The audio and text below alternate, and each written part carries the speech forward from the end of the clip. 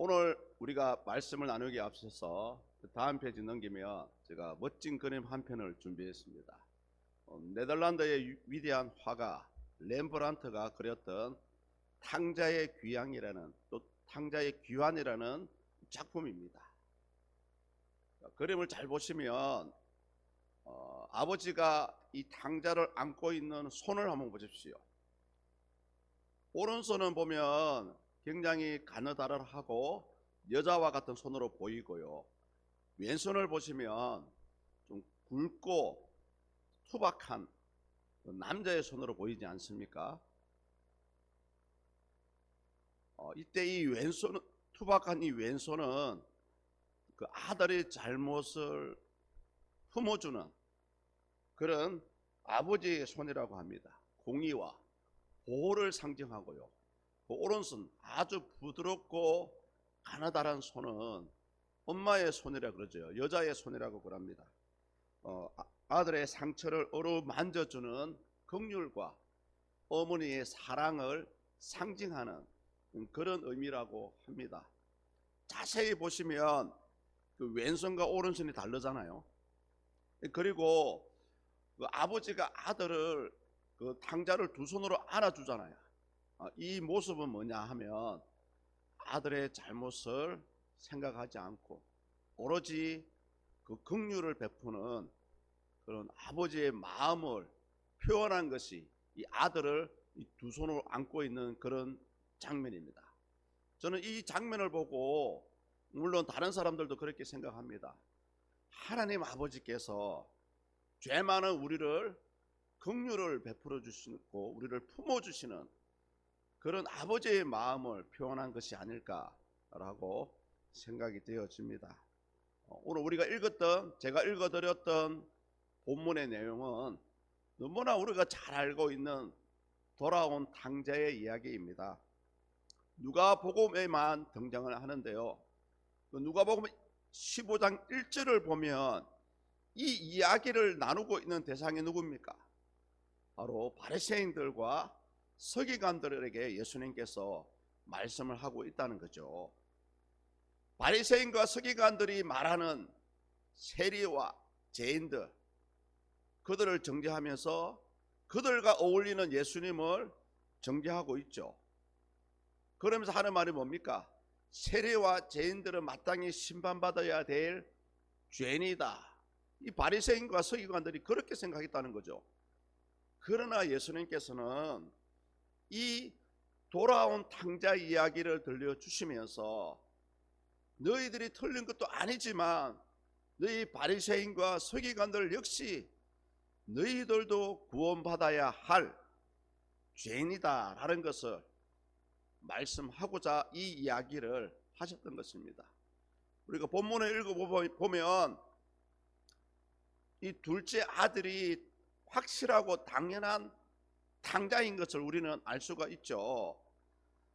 그 첫 번째 이유를 보면 12절에 나와요.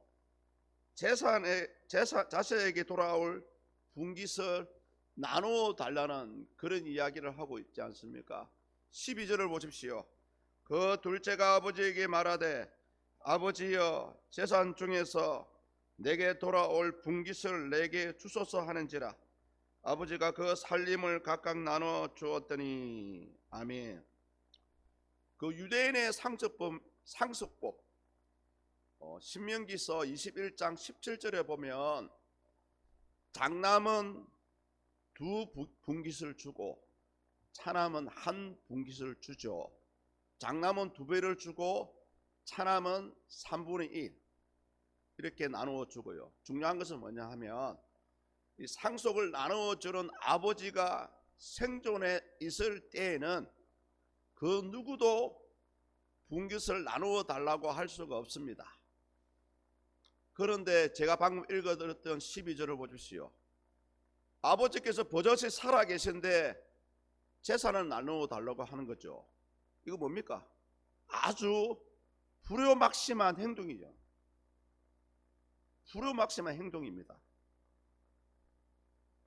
법적으로도 아버지는 충분히 둘째 아들의 요구를 거절할 수 있었습니다. 그럼에도 불구하고 아무 말 없이 아들에게 재산을 나누어 주고 있죠. 이런 모습이 창세기 3장에 나와요. 하나님께서 당신의 형상을 따라 아담과 하와를 만드시고 에덴 동산에 데려놓으시고 하는 말이 너희들 마음대로 다스리고 살아라 라고 하셨죠.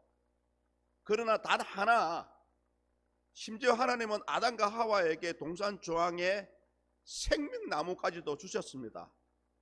이 생명나무는 뭡니까? 영원히 죽지 않는 영생하는 나무예요. 이 열매를 따먹으면 하나님과 같이 영생한다는 거죠. 하나님은 피조물이지만 우리 인간을, 우리 사람을 당신의 형상대로 만드셨고 당신과 함께 그 에덴 동산을 다스리기를 원했습니다. 그런데 어느 날 마음에 욕심이 생겼죠. 창세기 3장 4절과 5절에 보면 뱀이 이들을 꼬시는데요. 사실은요, 뱀이 이들을 꼬시는 게 문제가 아니었고 이미 아담과 하와는 선악을 알게 하는 나무의 열매는 먹지 말라는 이 말씀에 대해서 이미 부정한 거죠. 하나님의 말씀을 어기고 유독 유일하게 하나만 하지 말라고 했는데 그것에 욕심이 생겨서 하나님을 떠나는 길을 선택하게 된 겁니다. 그러니까 어떻게 보면 뱀이 유혹하기도 전에 이미 아담과 하와는 하나님의 말씀을 거역할 마음을 가지고 있었다는 사실이죠. 창세기 3장 4절과 5절입니다. 뱀이 여자에게 이르되 너희가 결코 죽지 아니하리라. 너희가 그것을 먹는 날에는 너희 눈이 밝아져 하나님과 같이 되어 선하게 알게 할 줄 하나님이 아심이니라. 하나님의 말씀을 들어야 됩니까? 여러분, 뱀의 말을 들어야 됩니까? 하나님의 말씀을 들어야 됩니까? 불신자들의 말을 들어야 됩니까? 하나님의 말씀을 들어야 됩니까? 육신의 자녀들의 말을 들어야 됩니까? 다른 모든 것에서는 우리가 양보를 하셔도 됩니다. 그러나 우리의 신앙, 이 믿음에 대해서만큼은 우리는 하나님의 말씀을 들어야 됩니다. 인간이 마음에 하나님 두기를 싫어했기 때문에 그 죄악된 본성으로 자기 마음대로 살고 싶어 하는 모습을 보고 하나님은 그대로 내버려 두셨습니다. 내버려 둘 수밖에 없습니다. 왜냐하면 이미 인간에게는 자유할 수 있는 의지를 주셨기 때문입니다.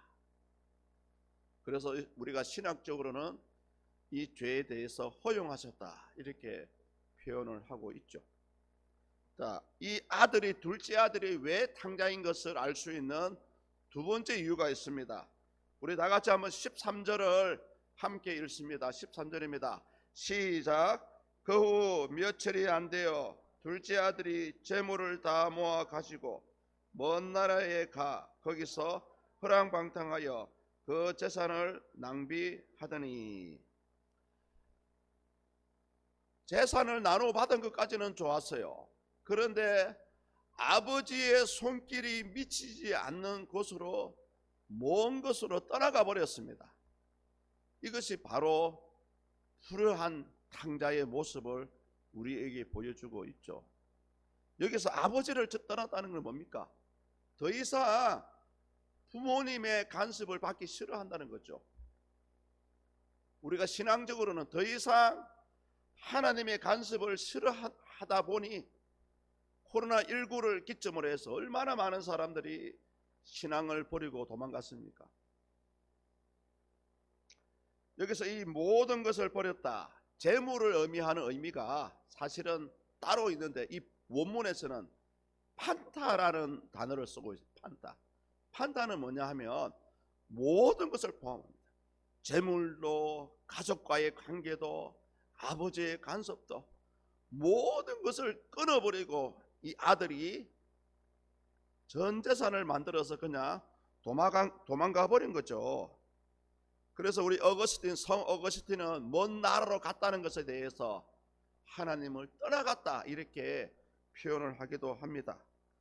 특히 문제는 뭡니까?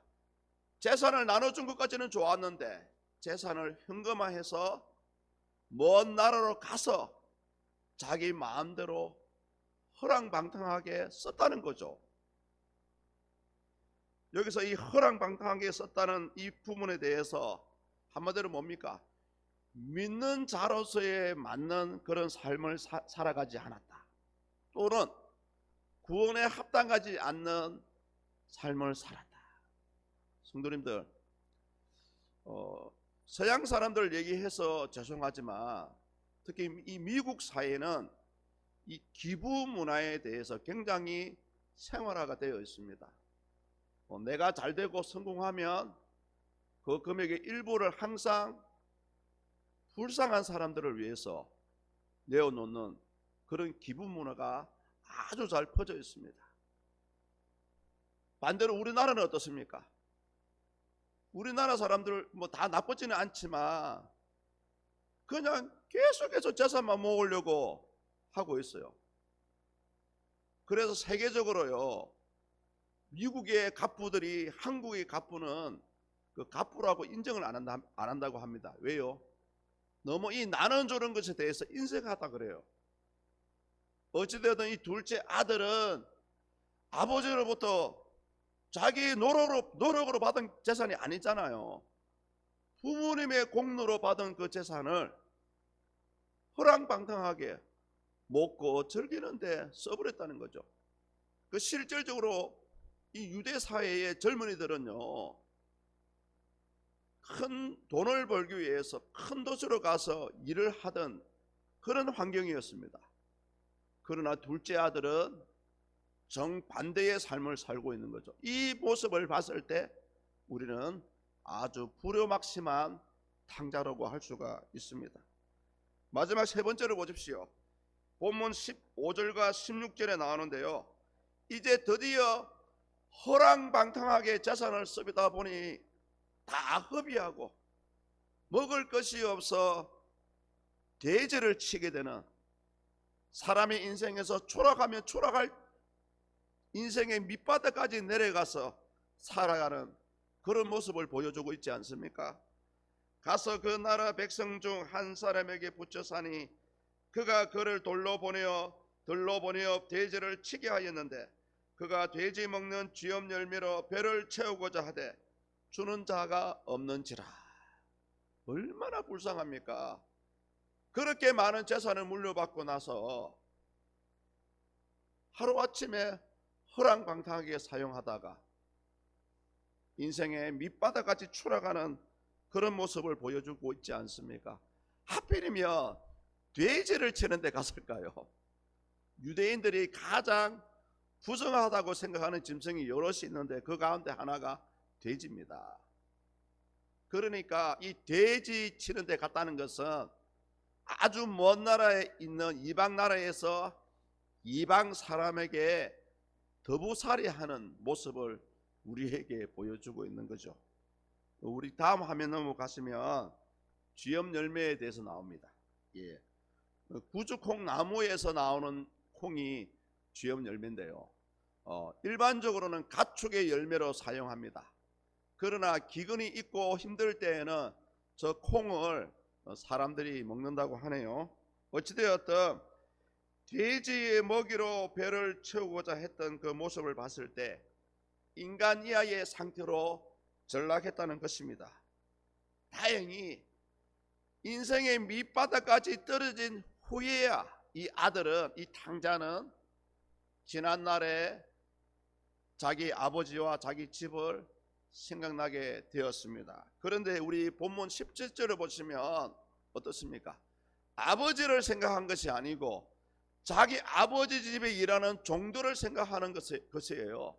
우리 아버지 집의 종들은 먹고 마실 것이 많았었는데, 풍족했는데, 어떻게 보면 이 둘째 아들은 아버지를 생각해서가 아니고 자기의 이 배고픔을 극복하기 위해서 이제 아버지 집으로 돌아가려고 그렇게 생각을 하고 있습니다. 오늘 제가 이 본문으로 잡은 부분은 아니지만 이제 뒷부분에 보면 맏아들이 나오죠. 이 맏아들은 어떻습니까? 우리가 그냥 단순히 생각하면 둘째 아들처럼 아버지의 유산을 뺏어간 것도 아니고 아버지의 일을 돌아보고 있으니 그래도 괜찮은 사람이다, 이렇게 우리가 오해할 수도 있습니다. 그러나 25절과 32절을 보면 이 맏아들의 실체가 드러납니다. 평소에 맏아들은 표현을 하지 않았지만 은연중에 자기 아버지에 대한 반항과 이 거부감을 가지고 있었어요. 그 내용이 어디 나오냐? 28절에 나옵니다. 28절. 자막을 보시면서 제가 한번 읽어 들어볼게요. 그가 노하여 돌아가고자 하지 아니하거늘 아버지가 나와서 권한대. 이 장면이 뭡니까? 둘째 아들이 죽었다가 생각했던 둘째 아들이 돌아왔습니다. 아버지는 너무 기뻤어요. 그리고 그 아들을 위해서 잔치를 벌입니다. 그때에 이 소식을 들었던 맏아들이 화가 났던 거죠. 왜 화가 납니까? 정상적인 형이라면 비록 자기 동생이 잘못을 해서 아버지 유산의 일부를 손해를 끼쳤지만 그래도 피를 나눈 형제 아닙니까? 우리가 정상적인 사람이라면 어떻게 해야 됩니까? 한달음에 달려가서 자기도 자기 동생을 안아주고 그래 잘 왔다 잘 왔다 함께 축하해 주는 것이 인지상정이지 않습니까? 그런데 오히려 이 아들은 화가 났다는 거죠. 노하여, 이 오르게라는 단어를 가지고 있습니다. 이 오르게라는 의미가 뭐냐 하면 마치 과일의 과즙이 찰 정도로 서서히 이 과즙이 찰 정도로 화가 났다는 거죠. 이 아들은 열심히 아버지 일을 했지만 매일 화가 나가지고 이 화가 쌓이고 쌓인 상태를 오르게라고 합니다. 이것이 터져버린 거죠. 누구 때문에요? 둘째 아들 때문에. 나는 이렇게 생고생을 하는데 내 동생은 재산도 탕진하고 돌아왔는데 어찌 아버지께서 그를 다시 받아들였냐. 그래서 어떤 신학자들은 이 맏아들이 이런 행동을 하는 이유가 뭐냐 하면 또다시 둘째 아들이 아버지의 재산을 빼앗아 갈까 싶어서 걱정이 되어서 이런 행동을 했다, 이렇게 평가하기도 합니다. 돌아가기를 들어가고자 하지 아니하거늘. 이것은 뭡니까? 들어가고자 하지 아니하거늘 그 잔치에 참여하지 않는다는 거죠. 이것은 뭡니까? 바로 바리새인과 서기관들이 그랬다는 거죠. 우리 예수님은 이 땅에 죄인을 구원하러 오신 구원자로 오셨는데 그래서 세리와 죄인들과 어울리고 그들과 함께 식탁 교주도 나누고 복음을 전했지 않습니까? 그러나 바리새인과 서기관들은 이런 예수님의 구원의 손길을 거절했다는 겁니다. 이 장면에서 마치 맏아들과 같이. 당시 바리새인과 서기관들이 이 예수님의 마음을 헤아리지 못했던 것처럼 오늘 본문 내용이 나오는 맏아들은 아버지의 심정을 헤아리지 못하고 있었다는 거죠. 또 하나 내용이 29절에 나옵니다. 이 맏아들은 아들로서 아버지를 섬긴 것이 아니라 오히려 종으로서 아버지를 상전처럼 섬겼다는 거죠. 본문 29절입니다. 우리 자막을 보시면서 함께 읽습니다. 시작. 아버지께 대답하여 이르되 내가 여러 해 아버지를 섬겨 명을 어김이 없거늘 내게는 염소 새끼라도 주어 나와 내 벗으로 즐기게 하신 일이 없더니. 아멘. 이게 무슨 말입니까? 아버지의 아들이면 필요할 때 염소 새끼 잡아가지고 친구들이랑 나눠 먹으면 되잖아요. 왜 안 됩니까?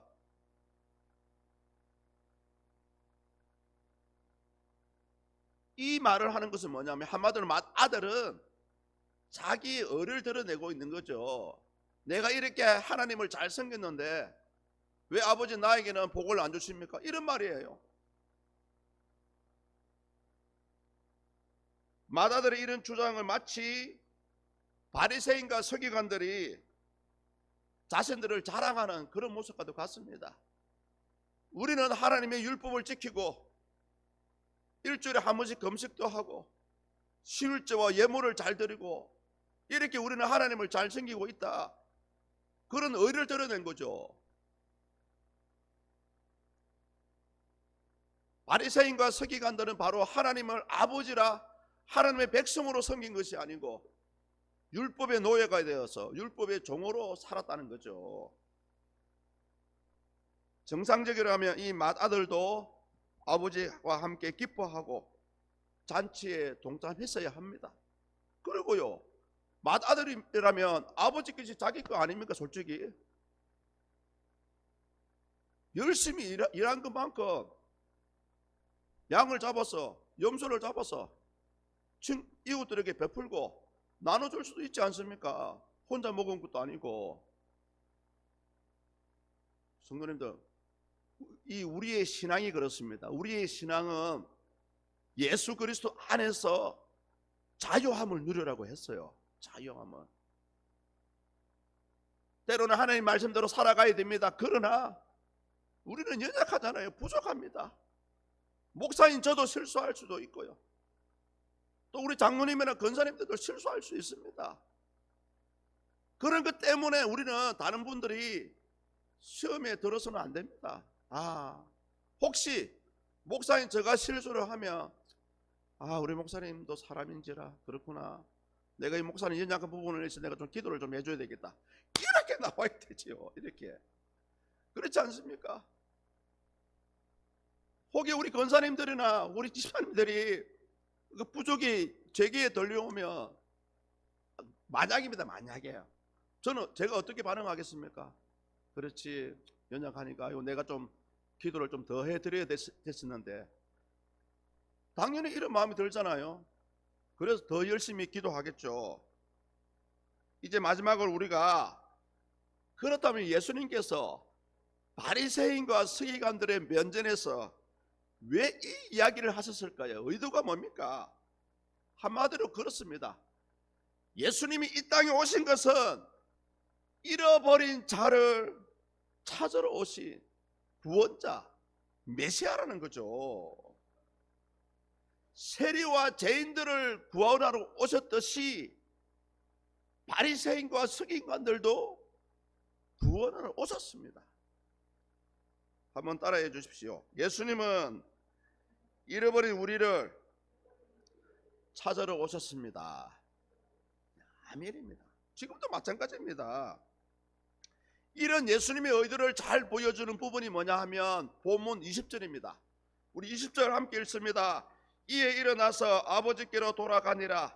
아직도 거리가 먼데 아버지가 그를 보고 측은히 여겨 달려가 목을 안고 입을 맞추니. 아멘. 여러분, 이 장면을 잘 한번 생각해 주십시오. 이 20절과 이어 나오는 21절이 있는데요, 21절은 뭐냐 하면 아들이 아버지께 와서 자기의 죄를 고백하고 용서를 구하는 장면입니다. 그런데 20절이 뭡니까? 이 아들이 죄를 고백하기도 전에 아버지는 이미 둘째 아들을 용서했다는 거죠. 보십시오. 그를 보고 측은히 여겨 달려가 목을 안고 입을 맞추니. 이 측은히 여겼다는 말씀이 뭐냐 하면 원문에 보면요, 이 창자가 꼬일 듯이 아플 정도의 그런 아파할 정도로 애달픈 마음으로 아들을 불쌍히 여겼다는 겁니다. 얼마나 불쌍히 여겼으면 아들이 집에 오기도 전에 아버지가 달려나가서, 솔직히 여러분, 우리가 인간적으로 생각하면 둘째 아들이 돌아온다 해도 부모 입장에서 막말로 모른 체 할 수도 있습니다. 내가 이미 버린 아들이다, 절교한 아들이지 않습니까? 그런데도 아버지는 먼저 자기의 체면을 내던지고 달려갔다는 거죠. 측은히 여겨 에스플랑크니스테라는 이 말이 그것입니다. 둘째 아들을 애달파하는, 비록 죄인이지만 아버지의 유산을, 재산을 탕진한 나쁜 XS지만 부모님은 이 아들의 마음을 안아주었다는 거죠. 이런 표현은 실제로 우리 하나님께서도 이런 표현을 하실 것 같아요. 당신의 택한 자들이 주께로 돌아왔을 때 하늘에서는 회개할 것이 없는 의인 99명보다 돌아온 한 영혼을 위해서 하늘에서 기뻐하고 잔치를 부린다고 하지 않았습니까? 이런 하나님의 마음을 잘 표현해 주는 말씀이 베드로후서 3장 9절에 나와요. 제가 굉장히 좋아하는 구절입니다. 베드로후서 3장 9절에 보면 이런 말씀이 나옵니다. 주의 약속은 어떤 이들이 더디다고 생각하는 것 같이 더딘 것이 아니라 오직 주께서는 너희를 대하여 오래 참으사 아무도 멸망하지 아니하고 다 회개하기 이르기를 원하시느니라. 아멘. 지금도 우리 하나님은 당신의 택한 자가 돌아오기를 기다렸습니다. 한 사람이라도 모든 사람이 회개하고 하나님의 백성으로 돌아오기를 원하십니다. 그래서 아직까지 멸망의 때를 늦추고 있는 거예요. 웨스트민스터 신앙고백서에 보면 우리 예수님은 처음에 뭐라고 했습니까? 그날과 그 때를 모르고 아버지만 아시느니라.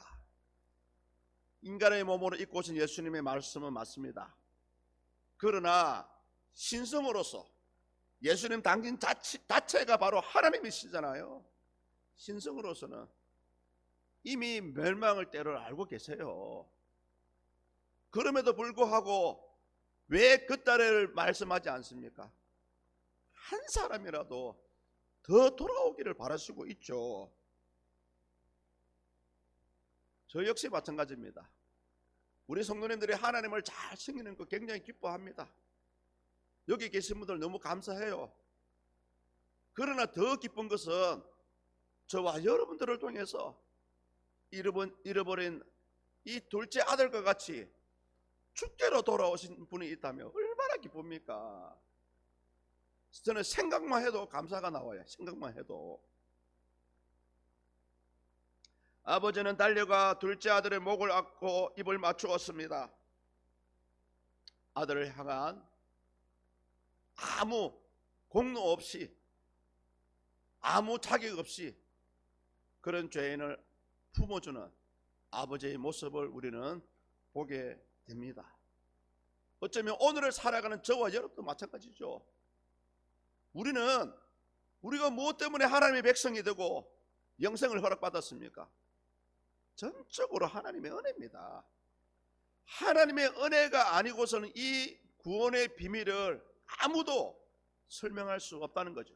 마치 오늘 죄를 지은 둘째 아들의 죄를 모두 용서하시고 품어주는 이 아버지의 모습에서 우리는 발견할 수가 있습니다. 오늘 누가복음 15장 1절에 보면 세리와 죄인들도 구원받아야 될 사람들입니다. 그러나 이미 하나님을 먼저 믿었던 저와 여러분들, 바리새인과 서기관들 역시 하나님을 믿는다면 진정으로 나의 구주, 나의 하나님으로 고백할 수 있어야 됩니다. 가이사라 빌립보에서 베드로가 어떻게 했습니까? 주는 그리스도시요 살아계신 하나님의 아들이십니다. 이런 이 믿음의 고백이 오늘을 살아가는 저와 여러분들의 입에서 나와야 한다는 거죠. 마치 바리새인과 서기관들 역시 모세의 율법을 잘 지켰다면, 하나님의 백성으로 살아갔다면 메시아로 오신, 말씀대로 메시아로 오신 예수님을 믿어야 하는 것이 당연합니다. 그러나 그들은 맏아들과 같이 하나님의 그 잔치에 참여하기를 거부하지 않았습니까? 사랑하는 성도님들, 우리 모두는 하나님의 은혜로 구원받은 백성들입니다. 그리고 우리 주변의 여러 사람들도 앞으로 하나님의 은혜로 구원받아야 될 사람들입니다. 따라서 우리는 눈에 보이는 현상대로 다른 사람을 판단할 필요가 없습니다. 누구든지 구원받아야 할 불쌍한 영이다, 불쌍한 영혼이다, 아버지와 같이 청은히 여기시고 값없이 은혜와 사랑을 베풀어서 저와 여러분들을 통해서 하나님의 자녀로 구원받는 그런 역사가 오늘도 내일도 모레도 앞으로도 계속해서 일어날 수 있기를 예수님의 이름으로 축복합니다.